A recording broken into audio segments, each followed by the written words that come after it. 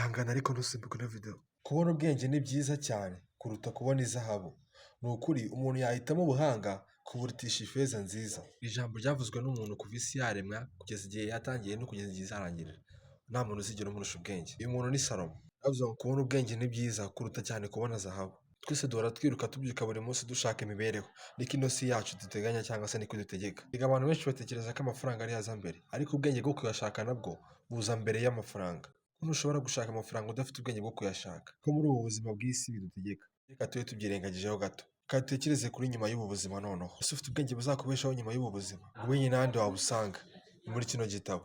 Iki gitabo nta kindi ni Bibiliya. Uko benshi bagira amahirwe yo kujya mu ishuri kujya gushaka ubuzima buzababeshaho muri iyi si, niko na Bibiliya iduhesha ubwenge bwo kumenya uko tuzabaho nyuma y'ubu buzima. Bivuze ngo niba utagira isomo cyangwa se niba utagirebamo nyine ngo umenye amakuru, warasigaye. Gerageza wijijishe, winyabye gato, urebe ukuntu ibintu bimeze, uzagaruka umbwira uko bimeze.